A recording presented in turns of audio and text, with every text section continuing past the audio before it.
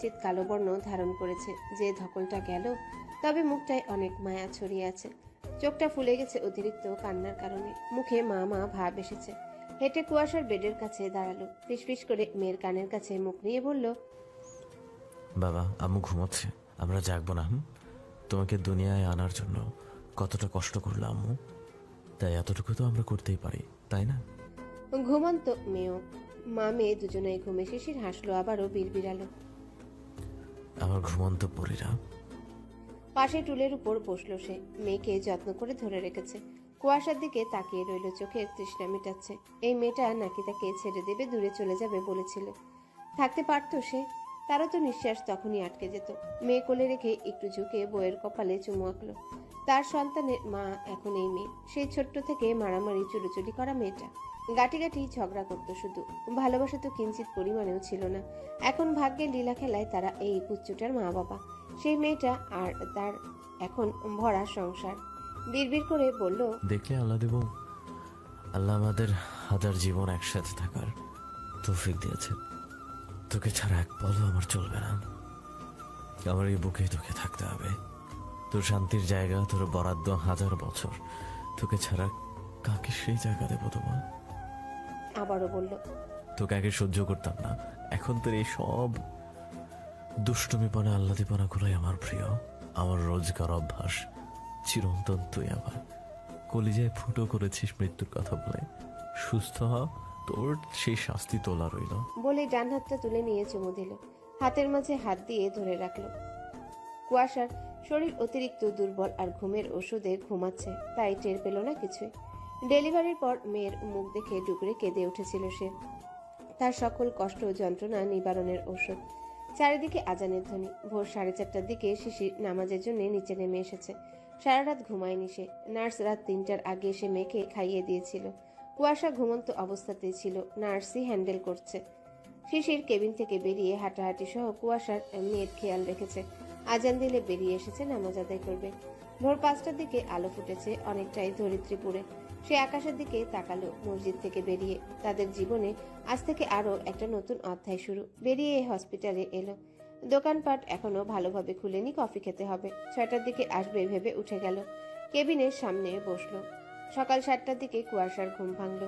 কেবিনে নার্স আছে, শিশির বাহিরে বসে। ঘুম থেকে উঠে চোখ মেলে আশেপাশে তাকালো। এরপর সব মনে হলো আশেপাশে তাকিয়ে দেখলো কোলের মাঝে ঘুমন্ত রাজকন্যা। ছলছল করে উঠলো চোখ, দুর্বল শরীরে পাশ ফিরল। তার সব ব্যথা দুর্বলতা যেন গায়েব হলো। মেয়ের শরীরের উপর আলতো করে হাত রাখলো। শরীরে অদ্ভুত মাতৃত্ব চুমু দিল মেয়ের গালে। নার্স দেখে বলল, গুড মর্নিং মিসেস কুয়াশা। Good morning. কেমন লাগছে শরীর এখন? আলহামদুলিল্লাহ। আপনার হাজবেন্ড বাহিরেই আছেন। সারা রাত তিনি জেগে এবং তিনিই একমাত্র হসপিটালে আপনার জন্য আছেন দেখভালের জন্য। যারা ছিলেন সকলকে পাঠিয়ে দিয়েছেন তিনি। You are very lucky girl. আপনার প্রতি অনেক যত্নবান তিনি। সচরাচর এমন হাজবেন্ড কমই দেখি। কুয়াশা মুচকি হাসলো, বলল, ডেকে দেন না একটু। ওকে। নার্সটা চলে গেল।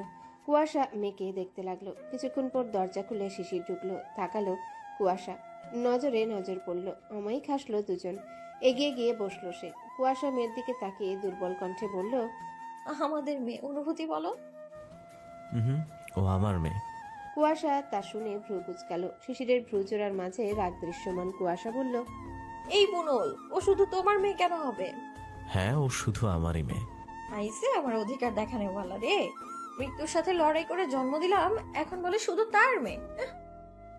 গোবরটা তুই না বলেছিলি ফিরবি না, আর হ্যান ত্যান বলেছিলি। কুয়াশা শিশিরের মুখের কথা পুরো করতে না দিয়ে বলল, ওই সময় মনেই হচ্ছিল মরে যাব। ওই যন্ত্রণার থেকে মৃত্যু শ্রেয় মনে হচ্ছিল। থাটিয়ে থাপ্পড় দেবো বেয়াদব। এখন কিন্তু মেয়ে চলে এসেছে, তাই মা আরও হবে নিয়মিত। আর একবার বলবি তো, এবার আমি নিজে তোকে মৃত্যুর মুখ দেখিয়ে আনবো। কুয়াশা মুচকি হাসলো, বলল, আমাদের মেয়ে। বললাম তো, ও শুধু আমার মেয়ে। খেপে উঠলো কুয়াশা, রাগী ভাব তুলে বলল, এই বুনলের বাচ্চা, ও শুধু তোমার মেয়ে হয় কিভাবে? গোবর ঠাসের বাচ্চা। আস্তে চাচা, আমার বাবা ভয় পেয়ে উঠছে। মেয়ে চমকে উঠেছে কুয়াশার কথায়। শিশির মেয়ের বুকের উপর হাত রেখে মৃদু ধমকে বলল কুয়াশাকে। কুয়াশা একটু রাগ কমালো, তাকালো মেয়ের দিকে, আবারও চোখ তুলে বলল, তো এক গান গাইছো কেন? এক গান গাইবো কেন? ও আমারই মেয়ে। কিরকম ঘাটতারা এটা ভাবা যায়। ঘুরানো পেঁচানো কথা বলে কুয়াশাকে রাগিয়ে তুলছে। ঝগড়া করতে না পেরে বোধহয় পেট তার ফেটে ফুটে যাচ্ছিল। বউটা যে অসুস্থ সেটার সেবা না করে সে ঝগড়ায় ব্যস্ত। কুয়াশা বিরক্ত চোখে চেয়ে রইল, আর কথাই বলল না। শিশির হাসলো। খুবই শান্তি লাগছে আজ, জীবন সার্থক মনে হচ্ছে। কুয়াশা ভ্রু মরু কুচকে ক্ষণে ক্ষণে শিশিরের দিকে তাকাচ্ছে, আর মেয়ের মুখের কাছে মুখ নিয়ে আদর দিচ্ছে। ভাবটা এমন শিশিরকে দেখিয়ে দেখিয়ে মেয়ে আদর করছে। শিশিরও কি কম নাকি? সে গোবর ঠাসার এমন দেখিয়ে আদর দেওয়া সহ্য করে নিবে? কুয়াশার কোলের মাছ থেকে মেয়েকে তুলে নিল। কুয়াশা চেঁচিয়ে উঠল, এই এই, চুপ গোবর ঠাসা, আস্তে চাচা, তোর গলার রগ আমি কেটে দেব। এত জোরে কথা করতে গেল, চেঁচাচ্ছিস বারবার, আমার মেয়ে কেঁপে উঠছে কিন্তু। এরা আগে নিজেদের ছুতো খুঁজে ঝগড়া করতো, আর এখন পেল মেয়ে নিয়ে। এই মেয়ে নিয়ে না বিশ্বযুদ্ধ হয় এদের মাঝে। ভাবো তো, তেমনই লাগছে। কুয়াশা উঠার চেষ্টা করলো, তা দেখে আবারও থমকালো। আবার উঠছিস কেন? চুপচাপ শুয়ে থাক। এই দেখো তো, এত ধমকায়ও না তো। দুর্বল বলে মানবো না। মেয়ে দাও, খাওয়াতে হবে। তা শুনে মেয়ের দিকে তাকালো, দেখলো এখনো ঘুমে। বলল, ঘুমাচ্ছে তো। ওরা ঘুমাবে, ঘুমের মাঝে খাওয়াতে হয়। ভাবি বলেছিল, বর্ষণকে দেখতাম ঘুমের মাঝে খাওয়াতো। শিশির মেয়ের দিকে তাকালো আবার। আহ, তার ঘুমন্ত রাজকন্যা, পুরোই রাজার রাজকন্যা। বলল, ওঠ আস্তে আস্তে। বলে এক হাতে মেয়েকে ধরে এক হাতে কুয়াশাকে সাহায্য করলো, যদিও প্রয়োজন ছিল না। কুয়াশা হাসলো। এই ঝগড়া করার জন্য ছুতো খুঁজে এই আদর ভালোবাসা দেখায়। বিড়বিড়ালো শিশিরের দিকে তাকিয়ে। বুড়ো হল একটা। শিশির শুনে ভ্রু কুচকালো। এরপর মেয়ের কপালে চুমু দিয়ে কুয়াশার কোলে দিল। কুয়াশা আধা শোয়া হয়ে বসা, কুয়াশার কপালে চুমু আঁকলো। বলল, একজন শুদ্ধ বাবা হওয়ার ফিলিংস হয় বেস্ট ফিলিংস, মুখে প্রকাশ করার মতো না। আজ আমি সে অনুভূতি পেয়েছি। মেয়ের মুখ দেখার পর উত্তেজনায় বুকের পাঁজরে তীব্র শব্দ হয়েছে। এখনো সেই শব্দ হচ্ছে, বুঝলি? জীবন রাঙিয়ে দিয়েছিস আমার, থ্যাংক ইউ। আবার আল্লাহ দিব। কুয়াশা হাসলো অমায়িক। শিশিরও হেসে আবারও বলল, বাইরে যাচ্ছি আমি, নার্সকে পাঠাচ্ছি, সাহায্য করবে। প্রয়োজন নেই, আমি পারবো। আর তোমারও বাইরে যাওয়ার কি হলো? শিশির তা শুনে কুয়াশার দিকে পূর্ণ দৃষ্টি দিল। কুয়াশা ভ্রু কুচকে আছে। শিশির দুষ্টু চোখে চেয়ে ঠোঁট কামড়ে হেসে কুয়াশার মাথায় আলতো করে চাটি মেরে বলল, গোবর ঠাসা একটা। বলেই হাঁটা ধরল। কুয়াশার বিষয়টা বোধে এসে এবার সত্যি একটু লজ্জা পেয়ে গেল। যতই স্বামী হোক প্রথম, তাই একটু লজ্জা এলো। প্রথমে বুঝেনি এই ছেলেটা এতটা অসভ্য কেন। যেতে যেতে বলে গেল, দেখলি তো, বলতেই লজ্জা টের পেয়ে গেলি। সাদে তো আর বলি না গোবর ঠাসা। 8টার দিকে মালিথা ভিলা থেকে এলো আজমিরা, আম্বিয়া, শশী, ইয়াসমিন, বৃষ্টি, বর্ষণ, হিম। শিশিরের জন্য খাবার এনেছে। সে কেবিনে ঢুকলো একসাথে। কুয়াশা শুয়ে আছে শিশির পাশে বসে। মেয়ে ঘুমাচ্ছে কুয়াশার কোলের মাঝে। শশী ঢুকে লাফিয়ে উঠলো মেয়ে দেখে। শিশির বলে উঠল, আস্তে আস্তে শশী। শশী ভুল বুঝতে পেরে থেমে গেল। সকলে হেসে এগিয়ে গেল। মেয়ের মুখ দেখে সকলে বলল, মাশাল্লাহ। হাসলো শিশির, কুয়াশা। বৃষ্টিরা জিজ্ঞাসা করলো কুয়াশাকে শরীর কেমন আছে। কুয়াশা উত্তর করলো। আজমিরা পাশে গিয়ে মেয়ের কপালে চুমু দিয়ে বললেন, শরীর কেমন লাগছে এখন মা? মোটামুটি ভালো আম্মু। নানি হয়ে গেছো আম্মু। হ্যাঁ, নানি হয়ে গেলাম। আজ তোর বাবা থাকলে কতই না খুশি হতেন। কুয়াশার চোখটা ভিজে এলো। আজমিরা ধরা গলা। শিশির দীর্ঘশ্বাস ফেলে বলল, ছোটামো রাখো সব কথা। কুয়াশা চোখ মুছে বর্ষণ খেয়ে বলল। পুচু, এই দেখ তোর বোন। বর্ষণ বুঝলো কিনা বোঝা গেল না, কিন্তু কুয়াশাকে দেখে ডাকলো, পুপি পুপি। এখন অসুস্থ, নিতে পারবে না তোমায়। বর্ষণ জেদ ধরলো। সে যাবেই ফুপুর কাছে। তা দেখে শিশির নিতে গেল। ওমা, শিশিরের কাছেও গেল না, সে ফুপুর কাছে যাবে। কুয়াশা বলল, দাও, এখানে সমস্যা হবে না। পাশে বসিয়ে দিল বৃষ্টি। সে একবার ফুপুর কোলের মাঝে থাকা বেবিকে দেখছে, একবার ফুপুকে। সকলে হাসছে। পাকনা তা দেখে নিয়ে তোতলা ভাবে জিজ্ঞাসা করলো, শিশির এটা কে? ওর বোন। বোন? হ্যাঁ। উত্তর করলো। পাকনাটা পাকা পাকা কথা বলছে। শশী বলল, নিবু বুবু। নে। শিশির তুলে শশীর কোলে দিল। এরপর একে একে সকলে কোলে নিল। বৃষ্টি কোলে নিয়ে বলল, দেবজি, এ তো তোমার কার্বন কপি চেহারা গো। শিশির শুনে কুয়াশার দিকে তাকিয়ে বিশ্বজয়ের একটা হাসি দিল, যেন সে খুব বড় যুদ্ধে জয়ী হয়েছে। কুয়াশা তা দেখে তৎক্ষণাৎ বলল, ওর কি যে বলো না, ও বুনো হলো একটা। ওর মতো কেন হবে আমার মেয়েটা? আমার মেয়ে তো আমার মতো হয়েছে। ও কোন দিক দিয়ে বুনো হলোর মতো হয়েছে বলো? জানতাম গোবর ঠাসা। এখন দেখি কানাও। এই তোর চোখে চোখ নেই, এই তোর চোখ নেই, কানা তুই। আমার মেয়ে আমার মতো হয়েছে। কুয়াশা আবারও ফুঁসে উঠল। মানে শুধু আমার মেয়ে করার কি আছে? বলল, এই কখন থেকে আমার মেয়ে লাগিয়ে রেখেছো কেন? হ্যাঁ, ও কি শুধু তোমার একার মেয়ে? শুধু এক কথা বারবার। সকলে হাসছে এদের মেয়ে মেয়ে নিয়ে ঝগড়া দেখে। আজমিরা চোখ রাঙিয়ে থামালো কুয়াশাকে। হিম কোলে নিয়ে বলল, বুবু, শিশির ভাই বাবুর নাম কি রাখবে? তা শুনে দুইজনে একসাথে বলে উঠল। শিশির বলল, সহেলিকা মালিথা। কুছ মালিথা। ল্যাট ছালা। দুজনে তো দুটো নাম বলল। এখন এই নাম না নিয়েও ঝগড়া বাঁধা এরা। মনে কথা মনে রইল। শুরু করলো ওরা ঝগড়া। শিশির চোখ মুখ বাঁকিয়ে তাকিয়ে কিরমিরিয়ে বলল, আমার মেয়ের নাম আমি দেব, ওর নাম প্রহেলিকা মালিথা। আমার নামই আমার মেয়ের পরিচয় হবে। এই নামই ডাকবে সবাই। ওর নাম হবে কুছ। শিশির কিছু বলতে যাবে বৃষ্টি ইয়াসমিন হিম বলে উঠল, আরে থামো তোমরা, দুটো নামের মানেই এক আসে তো, এভাবে ঝগড়া করার কি আছে? শিশির কুয়াশার দিকে তাকালো, কুয়াশাও তাকালো। দুজনের চোখে বিরক্তির ছাপ। শশী বলল, দুজনে নামই রেখে দাও। হ্যাঁ, প্রহেলিকা কুঞ্চা মালিথা। হিম বলল কথাটা। বৃষ্টি বলল, সুন্দর হবে। কুয়াশার বিশেষ্য প্রহেলিকা কুঞ্জা। কুয়াশা শিশিরের দিকে তাকালো। শিশির তাকালে ভেঙচি কাটলো। শিশির বলল, তবে তাই থাকুক। কুজ্জ ওর ডাক নাম, আর প্রহেলিকা ভালো নাম থাকবে। প্রহেলিকা কুজ্জ মালিথা। সকলেই বলে উঠল, মাশাল্লাহ।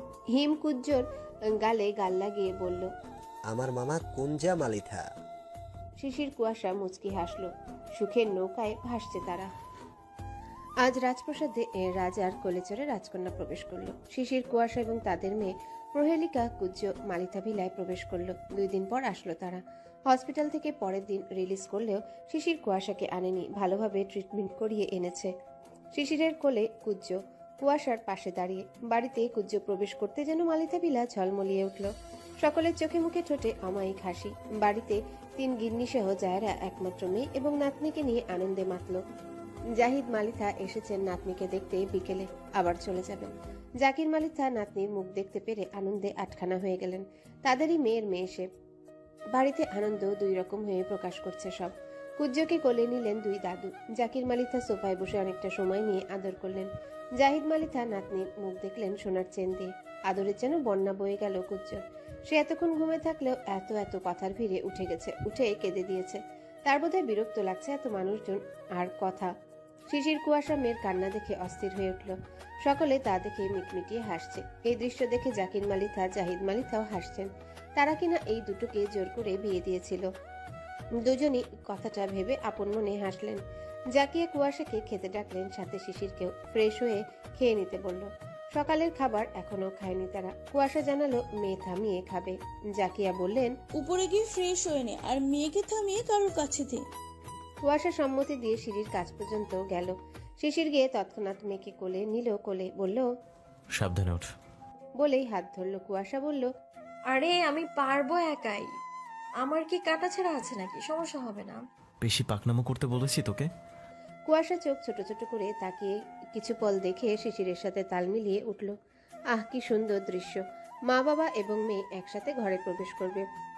ঘরের সামনে এসে দুজন দুজনার দিকে তাকালো। মুচকি এসে মেয়েকে নিয়ে ঢুকলো। এই ঘরের রাজকন্যা তাদের কোলে চড়ে প্রবেশ করলো। শিশির মেয়ের দিকে তাকালো। মেয়ে কেঁদে আবারও থেমে গেছে, ঘুমিয়ে গেছে। বর্ষণ যেমন কাঁদতো কম আর ঘুমাতেও কম, পূজ্য তেমন হয়নি। এ কাঁদেও বেশি আর ঘুমায়ও বেশি। কুয়াশা বলল, আমার কাছে দাও ওকে, দিয়ে তুমি ফ্রেশ হয়ে আসো। আগে জিনিসগুলো বের কর আর বিছানায় শোবার জন্য জায়গা কর। কুয়াশা শুনে মেয়ের বেড সহ ব্যাগ থেকে প্রয়োজনীয় জিনিসপত্রগুলো বের করলো। বিছানার মাঝে ছোট তুলার বেড রাখলো। সব ঠিকঠাক করে কুয়াশা মেয়েকে দিতে বলল। শিশির মেয়েকে দিলে কুয়াশা বসে মেয়ের দিকে তাকালো, বলল, আমার আম্মা। শিশির মুচকি হাসলো। বসলো সে সামনে। মেয়ের একটা হাত বের করে নিয়ে আঙ্গুলের মাঝে রাখলো। বৃদ্ধাঙ্গুলি দিয়ে মেয়ের হাতের উপরিভাগে স্লাইড করতে করতে তাকালো কুয়াশার পানে। কুয়াশা শিশিরের দিকে চেয়েছিল। বাবা হবার সুখ সে ক্ষণে ক্ষণে টের পায় মানুষটার মাঝে। কুয়াশাকে বলল, সন্তান জিনিসটা বড্ড আদরের জিনিস রে, একরাশ প্রশান্তি। আমার বুকের মাঝে এর জন্য একরাশ সুখ, জানো? এত আদর কেন? শিশির হাসলো ঠোঁট জোড়া প্রসারিত করে। মেয়ের হাত এখনো ধরা, ঝুঁকে চুমু দিয়ে কপালে মেয়ের। কুয়াশার কোলের উপর সে ঘুমে। কুয়াশাও দিল চুমু।